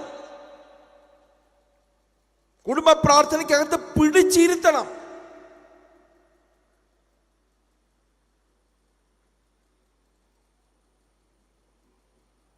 മൂന്നാമത്തെ കാര്യം, 2:3 അവിടെ പറഞ്ഞിരിക്കുന്ന മൂന്നാമത്തെ കാര്യം, ദൈവരാജ്യ ശുശ്രൂഷയ്ക്ക് വേണ്ടി ഉപകരിക്കപ്പെടുന്ന വ്യക്തിത്വത്തിന് കൊടുക്കുന്ന പണത്തിന്, സമയത്തിന് വാല്യൂ ഉണ്ടായിരിക്കണം. കൊടുക്കേണ്ട മഹത്വമാണ് ഞാൻ പറയുന്നത്. സുവിശേഷ വേലയ്ക്ക് വേണ്ടി നമ്മുടെ ഇടവകയിൽ നിന്നോ വീട്ടിൽ നിന്നോ ഒരാളിറങ്ങിയാൽ നമ്മുടെ മനോഭാവം എന്താ? ഇടയാറുമ്പോൾ ഞങ്ങളൊരു യൂത്ത് മീറ്റിംഗ് നടത്തി. യൂത്ത് മീറ്റിങ്ങിനകത്ത് നല്ല വചന ശുശ്രൂഷ നടന്നു, വലിയൊരു സമർപ്പണ ശുശ്രൂഷയൊക്കെ നടന്നപ്പോൾ ധാരാളം ചെറുപ്പക്കാർ എഴുന്നേറ്റ് സമർപ്പിച്ചു. മുതിർന്നവരാരെങ്കിലും ഒരാൾ പ്രാർത്ഥിക്കാൻ പറഞ്ഞ് ഇടിവെട്ടുന്ന പോലെ ഒരു പ്രാർത്ഥന ഒരു ആൻറ്റി പ്രാർത്ഥിച്ചു, അമിട്ട് പൊട്ടുന്ന പോലെ. വീട്ടിൽ ചെന്നപ്പോൾ അറിഞ്ഞത് കൊച്ചുമോനും സമർപ്പിച്ചത് സുവിശേഷ വേലയ്ക്ക് വേണ്ടി. പിന്നെ അവിടെ നടന്നത്, അച്ഛനെ വിളിക്കുന്നു, കപ്പിയാരെ വിളിക്കുന്നു, സംഘാടകരെ വിളിക്കുന്നു. എൻ്റെ കുഞ്ഞിന് മാനസിക നില തെറ്റിയെന്ന്. എന്താ? സുവിശേഷ വേലയ്ക്ക് വേണ്ടി സമർപ്പിച്ചതാണ്.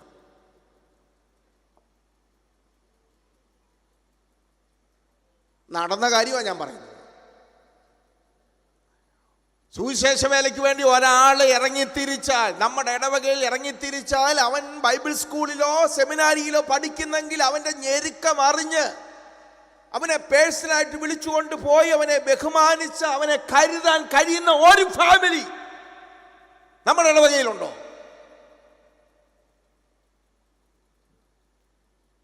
ഇല്ല. നീ ഞെരുക്കമാണെങ്കിലും നിന്റെ ഇല്ലായ്മയിൽ നിന്ന് 500 രൂപ അവൻ്റെ പോക്കറ്റിലോട്ട് ഇട്ട് കൊടുക്കണം. അവൻ അങ്ങേ അറ്റത്തെ ഞെരുക്കത്തിൽ ജീവിക്കുമായിരിക്കും. അതൊരു പ്രോത്സാഹനം, അത് കുഞ്ഞുങ്ങൾ കാണണം. ദൈവരാജ്യത്തിന് ആ വ്യക്തിത്വം, ആ വ്യക്തിത്വത്തിന് കൊടുക്കുന്ന മാന്യത.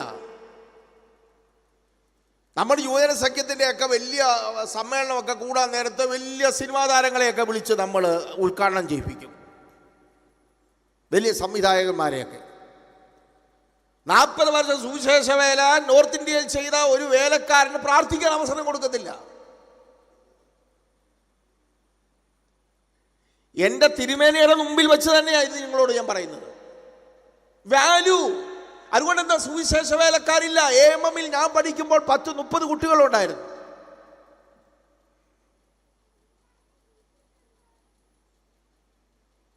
കണ്ടു വളരണം.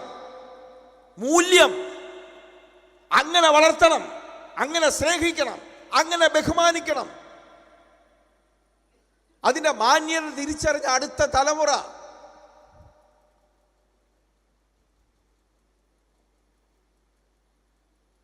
ഇനി അച്ചപ്പട്ടത്തിന് കിട്ടിയില്ലേ? ദൈവവിളിയുള്ളവൻ സുവിശേഷ വേലയ്ക്ക് വേണ്ടി പോയിരിക്കണം, എവിടെ പോകണം. അല്ലെങ്കിൽ പിന്നെ എന്തോ കമ്മിറ്റ്മെന്റ്. മൂന്നാമത്തെ ഒരു കാര്യം കൂടെ പറഞ്ഞ് ഞാൻ അവസാനിപ്പിക്കാം. ദൈവരാജ്യത്തിന് നമ്മളൊരു അനുഗ്രഹമാകണം. ഒന്ന്, ദൈവരാജ്യത്തിൻ്റെ വളർച്ച. അതിൻ്റെ അകത്ത് 3 കാര്യങ്ങൾ ഞാൻ പറഞ്ഞു. ഒന്ന്, അകത്തുള്ളവർക്ക് നല്ല ഭക്ഷണം കൊടുക്കണം എന്ന് പറഞ്ഞാൽ സ്പിരിച്വൽ ഫുഡ്. അതിൻ്റെ അകത്ത് എല്ലാം വരും കേട്ടോ. 2, ദൈവരാജ്യത്തിന് ഈ ആലയിൽ പെടാത്ത ആളുകൾ എനിക്കുണ്ട്, അവയും എനിക്കുള്ളതാകുന്നു. മിഷണറി വർക്കിന് പ്രാധാന്യം കൊടുക്കണം. നമ്മുടെ സഭയ്ക്ക് ധാരാളം മിഷണറി പ്രവർത്തനമുണ്ട്. പോകാൻ ആളുകളെ ട്രെയിൻ ചെയ്യണം, പോകുന്നവരുടെ പുറകിൽ നിൽക്കണം, മിഷണറി വർക്ക് ശക്തമാക്കണം. സാഹചര്യം അനുകൂലമല്ലെന്ന് നമ്മൾ പറയും.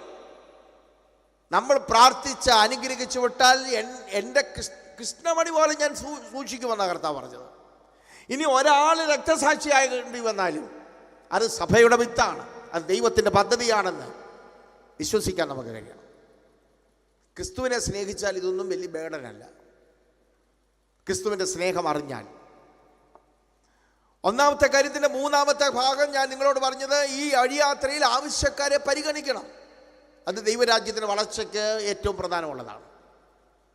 രണ്ടാമത് ഞാൻ പറഞ്ഞത്, ദൈവരാജ്യത്തിന് കൊടുക്കേണ്ട മഹത്വം, സ്ഥാനം, ബഹുമാനം. ഒന്ന്, ദൈവത്തിന് ബഹുമാനം കൊടുക്കണം. അത് നമ്മൾ അടിച്ചു മാറ്റരുത്. എല്ലാം ഞാൻ. നോ, മഹത്വം ദൈവത്തിന് കൊടുക്കണം. രണ്ട്, ദൈവരാജ്യ ശുശ്രൂഷയ്ക്ക് കൊടുക്കണം മഹത്വം. അത് വീട്ടിൽ കുടുംബ പ്രാർത്ഥന ഉൾപ്പെടെ, വേദപുസ്തക ഡിവോഷണൽ ലൈഫ് ഉൾപ്പെടെ, ചർച്ചിൻ്റെ അകത്ത് ദൈവവചനം ഉൾപ്പെടെ, നല്ല ക്യാമ്പുകൾ, ആരോഗ്യകരമായ ക്യാമ്പുകൾ, പ്രോജക്റ്റ് മാത്രമല്ല, ആന്തരിക മനുഷ്യൻ വളരാനുള്ളത് കൊടുക്കണം എന്ന് പറഞ്ഞാൽ ദൈവരാജ്യ ശുശ്രൂഷയ്ക്ക് പ്രാധാന്യം കൊടുക്കണം. മൂന്ന്, അതിൻ്റെ സാധ്യതകൾ, പണമായിരിക്കാം, ടൈം ആയിരിക്കാം, എന്തുമായിക്കൊള്ളട്ടെ, അതിന് കൊടുക്കേണ്ട സ്ഥാനം നമ്മൾ കൊടുക്കണം. ദൈവരാജ്യത്തിന് വേണ്ടി എന്തെങ്കിലും കൊടുത്താൽ ദൈവത്തിന് എന്ന വണ്ണം കൊടുക്കണം.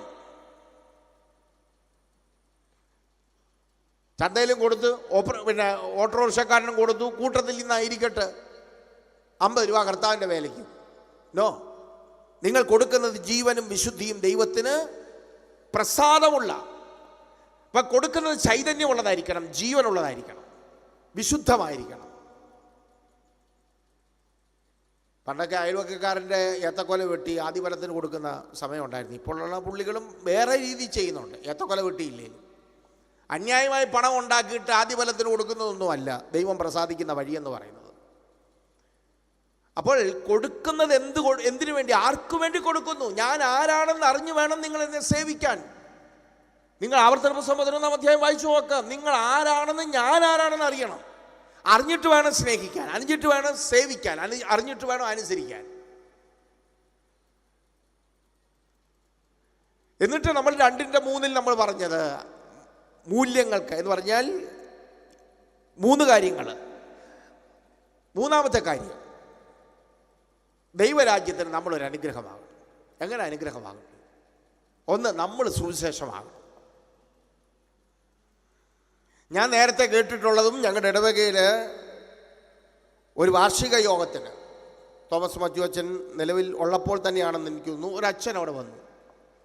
ഞാൻ കേട്ടിട്ടുള്ള ഒരു സംഭവം തന്നെയാണ് അദ്ദേഹവും പറഞ്ഞു. ഒരു മിഷനറിയായി ഒരു ഡോക്ടറെ വിട്ടു, മിഷനറി ഡോക്ടർ. ഈ കൂട്ടത്തിൽ ഞാൻ പറയുക, സിഹോറയ്ക്കടുത്ത് നമ്മുടെ ഒരു ഹോസ്പിറ്റൽ അടഞ്ഞു കിടക്കുകയാണ്, മിഷനറി ഡോക്ടറില്ല.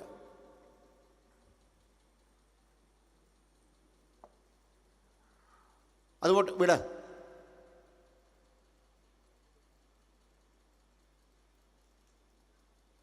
നമ്മൾ അനുഗ്രഹമാകുന്നതിന് ഒന്ന്, നമ്മൾ സുവിശേഷമാകണം. ആ ഡോക്ടർ അവിടെ പോയിട്ട് പ്രാർത്ഥിച്ചൊരുങ്ങിയ ആ ഡോക്ടർ പോയത്, ഒരു മിഷണറി ഡോക്ടർ, നല്ല കമ്മിറ്റഡ് ആയിട്ടുള്ള ഡോക്ടർ. വരുന്ന എല്ലാ രോഗികളോടും സുവിശേഷം പറയണമെന്നുള്ള ആഗ്രഹത്തിലാണ് അദ്ദേഹം പോയത്. പക്ഷെ ഒരു ദിവസം കഴിഞ്ഞു, 2 ദിവസം കഴിഞ്ഞു, 1 മാസം കഴിഞ്ഞു, 2 മാസം കഴിഞ്ഞു, 1 വർഷം കഴിഞ്ഞു, 5 വർഷം കഴിഞ്ഞു, 10 വർഷം കഴിഞ്ഞു, 15 വർഷം കഴിഞ്ഞു. എല്ലാ ദിവസവും വരുന്ന രോഗികളോട് ഒരിക്കൽ പോലും സുവിശേഷം പറഞ്ഞിട്ടില്ല. വിളിയില്ലാഞ്ഞിട്ടല്ല, ഭാരമില്ലാഞ്ഞിട്ടല്ല, പറഞ്ഞില്ല, പറയാൻ പറ്റിയില്ല. പക്ഷെ അവരെക്കുറിച്ചുള്ള വേദന ആ ഡോക്ടറിനുണ്ടായിരുന്നു. ഒടുവിൽ അദ്ദേഹം മരിച്ചു. അയച്ച സംഘടനയ്ക്ക് ആ ഡോക്ടറിനെ കുറിച്ച് അകത്ത് സംസാരമുണ്ടായിരുന്നു, മതിപ്പുള്ള ആളാണെങ്കിലും. ഒടുവിൽ വേറൊരു മിഷനറി അങ്ങോട്ട് അയച്ചു. അദ്ദേഹം വളരെ ഗൗരവത്തിലൊക്കെ കാര്യങ്ങൾ ചോദിച്ചു. നിങ്ങൾക്ക് യേശുവിനെ അറിയാമോ എന്ന് ചോദിച്ചു. അവർ പറഞ്ഞു അറിയാം. അതെങ്ങനെ അറിയാം? കാരണം അദ്ദേഹത്തിന് അറിയത്തില്ല. കാരണം ഈ മിഷനറി ഡോക്ടർ സുവിശേഷം പറഞ്ഞിട്ടേ ഇല്ല.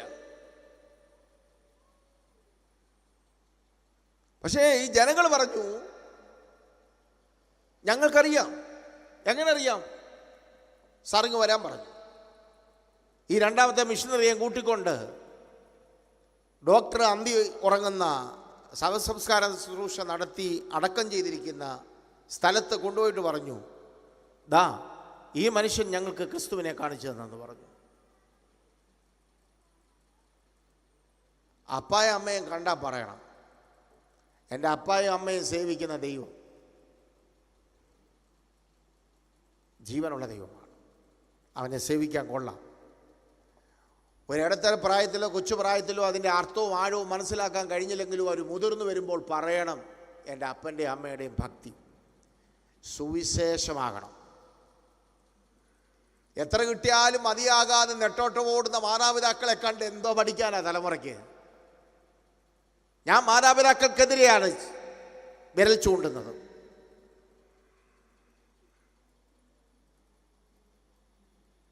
മുതിർന്നാൽ അവരോട് ഭയമുണ്ടെന്ന് പറയാം, പക്ഷെ കുഞ്ഞു പ്രായം മുതൽ നിങ്ങളുടെ കസ്റ്റഡിയിലല്ലായിരുന്നു.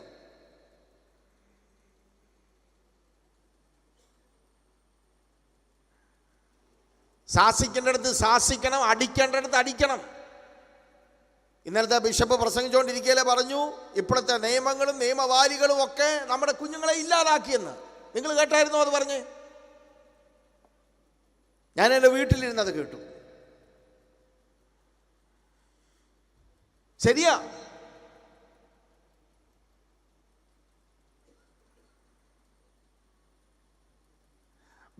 അപ്പൻ ശിക്ഷിക്കാത്ത മക്കൾ എവിടെയുള്ളൂ?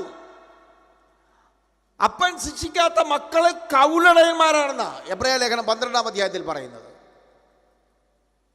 തിരുവല്ല മാർത്തോമ കോളേജിൽ പഠിക്കുമ്പോൾ, BA പഠിക്കുമ്പോൾ എൻ്റെ കുഞ്ഞിനെ, എൻ്റെ മൂത്ത മകനെ, അവനിപ്പോൾ സത്തനായി ചെന്നപ്പോൾ വേറൊരു വീട്ടുകാരോടെ എന്നെ നിർത്തിക്കൊണ്ട് തന്നെ പറഞ്ഞു, ഞാൻ കോളേജിൽ 3rd ഇയറിന് പഠിക്കുമ്പോൾ എനിക്ക് കിട്ടിയ അടി.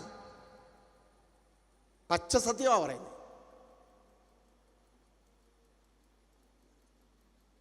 അത്ര മൂല്യമല്ലാത്തൊരു കാര്യം കണ്ടപ്പോൾ. പക്ഷെ ഇന്ന് എൻ്റെ കുഞ്ഞത് തിരിച്ചറിയുന്നു. പിള്ളേരെ പേടിയാ, ഒന്നുകിൽ ആത്മഹത്യ ചെയ്യും. അല്ലേ, ഈ ബ്രോയിലർ ചിക്കൻ കഴിച്ച് വളരുന്ന പിള്ളേരല്ലേ, ഒന്നിനും ജീവിക്കാൻ അറിഞ്ഞുകൂടാ. ഇച്ചിരി തടിയും കട്ടയൊക്കെ ഉണ്ടെന്നേ ഉള്ളൂ, ഒന്നിനും ജീവിക്കാൻ അറിയത്തില്ല. അധ്യാപകൻ നോക്കി ആത്മഹത്യ ചെയ്തു, അമ്മ വഴക്ക് പറഞ്ഞു ആത്മഹത്യ ചെയ്തു, മൊബൈൽ ഫോൺ നോക്കിയപ്പോൾ പിടിച്ചു വാങ്ങിച്ചു ആത്മഹത്യ ചെയ്തു. എത്ര വിവരക്കേടാ! അടിയങ്ങൾ താമസിച്ചുകൊണ്ടിരിക്കുകയല്ലേ, എന്തോ ഒരു ജീവിതമായിരുന്നു എൻ്റെ അപ്പ. ആരേലും എന്തെങ്കിലും വീട്ടിൽ ചെന്ന് പറഞ്ഞാൽ അഡീഷണൽ 5 അടി കൂടുതൽ കിട്ടും. എന്നെ കുമാരവകുപ്പിന് പഠിപ്പിച്ച എൻ്റെ കുടുംബത്തിൽ തന്നെ ഒരു അപ്പച്ചനുണ്ടായിരുന്നു. എൻ്റെ തോടെ പിടിച്ച് ഞെരുടി പൊക്കിയത് ഞാനിപ്പോഴും ഓർക്കുന്നു. ആരാണ്ട് കാണിച്ചതിനാ എന്നെയാണ് കിട്ടിയത്, എനിക്കാ ഞെരുട് കിട്ടിയത്. ഇത് ചെന്ന് വീട്ടിൽ പറയാൻ നോക്കുമോ? കിട്ടും അവിടെയും 2 എണ്ണം. ഇപ്പം ബാലാവകാശ കമ്മീഷനും പിന്നെ മനുഷ്യാവകാശ കമ്മീഷനും എല്ലാം കൂടെ തൊടരുത്, നോക്കരുത്, മിണ്ടരുത്. അതുകൊണ്ടെന്താ? വിദ്യാഭ്യാസം ഇല്ലാത്ത കാലത്ത് മാതാപിതാക്കൾ റെസ്പെക്റ്റ് ചെയ്യേണ്ടവരെ റെസ്പെക്റ്റ് ചെയ്യാൻ അവർക്കറിയായിരുന്നു, ബഹുമാനിക്കേണ്ടവരെ ബഹുമാനിക്കണം, ഇരിക്കേണ്ടത് എങ്ങനെ ഇരിക്കണമെന്ന് അവർക്കറിയായിരുന്നു, റെസ്പെക്റ്റ് ചെയ്യുമായിരുന്നു. ഇന്നെല്ലാം PhD-ക്കാരാ, 5 വയസ്സുടെ വിവരമെന്ന് പറയുന്ന സാധനമില്ല. ഇരിക്കേണ്ടടുത്ത് ഇരിക്കാനോ ബഹുമാനിക്കേണ്ടവരെ ബഹുമാനിക്കാനോ അറിഞ്ഞുകൂടാ. ദൈവവചനമാണ് ഞാൻ പ്രസംഗിക്കുന്നത്. അതുകൊണ്ട് നമ്മൾ സുവിശേഷമാകണം. നമ്മൾ ഓരോരുത്തരും. നിങ്ങൾ ലോകത്തിൻ്റെ വെളിച്ചമാകുന്നു, നിങ്ങൾ ഭൂമിയുടെ ഉപ്പാകുന്നു. 2, നമ്മൾ അനുഗ്രഹമാകാൻ ഏറ്റവും നല്ലത് നമ്മുടെ പ്രാർത്ഥന ദൈവരാജ്യത്തിന് അനുഗ്രഹമാകണം. ദൈവരാജ്യത്തിന് നമ്മുടെ പ്രാർത്ഥനാ ജീവിതം അനുഗ്രഹമാകണം. ഈ തിരുവനന്തപുരത്തെ ആ ക്ഷേത്രത്തിൻ്റെ പേരെന്തുവാ? കോടിക്കണക്കിന് സ്വർണം ഇരിക്കുന്ന, എനിക്ക് പേര് ഓർമ്മക്കുറവുണ്ട്, പത്മാപുരം ക്ഷേത്രം. ആ സ്വർണ്ണം എല്ലാം കൂടെ എടുത്ത് നിങ്ങളിൽ ഒരാളെ അങ്ങേൽപ്പിക്കുവാന്ന് വിചാരിക്കുക. നിങ്ങൾക്ക് എത്ര പേരെ അനുഗ്രഹിക്കാൻ കഴിയും? തിരുമേനിയുടെ 75-ാം വയസ്സിനോട് ചേർന്നുള്ള 75 വീടല്ല, 75,000 പേർക്കല്ല, അതെല്ലാം പണിത് കൊടുക്കാനുള്ള സാധനം അതിൻ്റെ അകത്തുണ്ട്. നിങ്ങൾക്ക് അത്രയും പേരെ അനുഗ്രഹിക്കാനേ ഒക്കത്തുള്ളൂ. ആ സ്വർണം മുഴുവനും കൂടെ കിട്ടിയാൽ ഈ മനസ്സുണ്ടെങ്കിൽ. പക്ഷെ പ്രാർത്ഥന എന്താണെന്നറിയോ? അറയിൽ കടന്ന് നീ മുട്ടുമടക്കി പ്രാർത്ഥിച്ചാൽ ആ പ്രാർത്ഥനയുടെ വ്യാപ്തി വ്യാഖ്യാനിക്കാൻ ഒരുത്തൻ ജനിച്ചിട്ടില്ല, ഇന്ന് ജീവിച്ചിരിക്കുന്ന ഒരുത്തനുമില്ല, ഇനി അങ്ങനെ ഒരുത്തൻ ജീവിക്കാനും പോകുന്നില്ല. അതാണ് പ്രാർത്ഥനയുടെ ശക്തി. കണ്ണുനീരോടെ ഇരുന്ന് പ്രാർത്ഥിക്കുന്ന ഒരു ദൈവവൈതൽ, നെഹമ്യാവിനെ പോലെ ഇടിവിൽ നിൽക്കുന്ന ഒരു ദൈവവൈതൽ, ഒരപ്പൻ, ഒരമ്മ, ഒരു ഇടവകയിൽ ഒരു പുരുഷൻ, ഒരു സ്ത്രീ. ഇപ്പോഴത്തെ പ്രാർത്ഥനയെല്ലാം രസമാണ്. സമയത്തിന് എനിക്ക് നിർത്താൻ പറ്റത്തില്ല അത് പറയാൻ പോയാൽ. അച്ചമധ്യസ്ഥ പ്രാർത്ഥനയൊക്കെ ആരാധനയ്ക്കിടയ്ക്ക് നടക്കുന്നുണ്ട്. ആരാധനയ്ക്കിടയ്ക്കുള്ളൊരു പ്രസംഗമുണ്ട് 20 മിനിറ്റ്.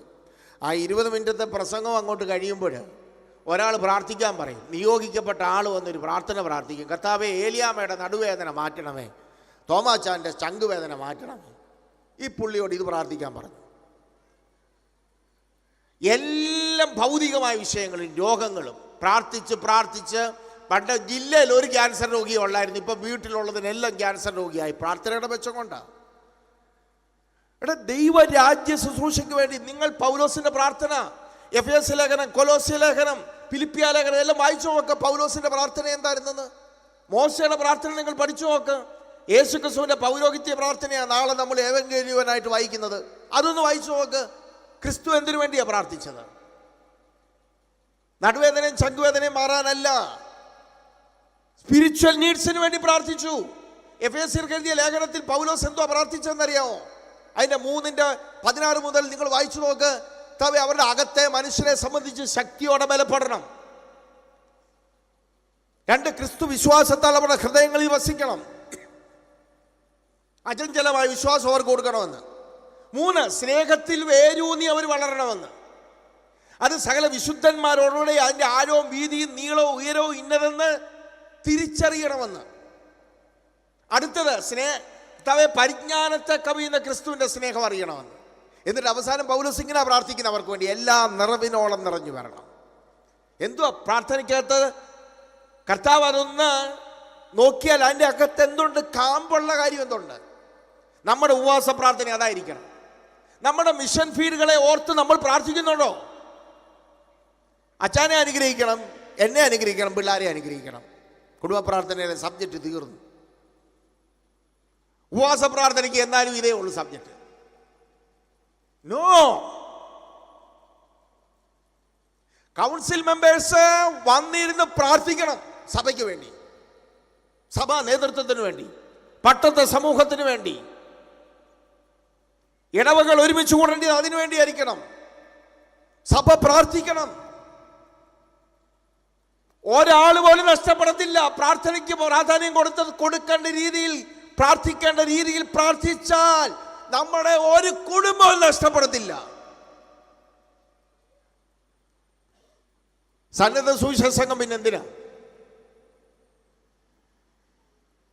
സേവ്യാ സംഘം എന്തിനാ? അവർക്ക് സ്ത്രീ സ്വാതന്ത്ര്യം എന്ന് പറഞ്ഞുകൊണ്ട് അങ്ങ് നടക്കുക.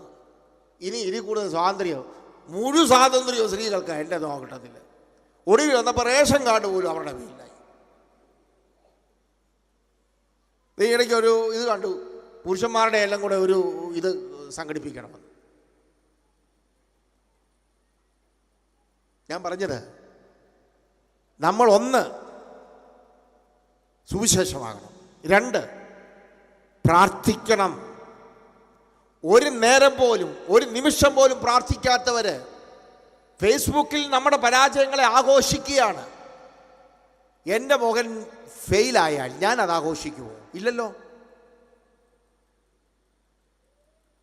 ഇത് കേൾക്കുന്ന ഒരുത്തരെങ്കിലും അങ്ങനെയുള്ളവനുണ്ടെങ്കിൽ ഒരു തിരിച്ചറിവ് വന്നിരുന്നെങ്കിൽ എന്ന് ഞാൻ വിചാരിക്കുന്നു.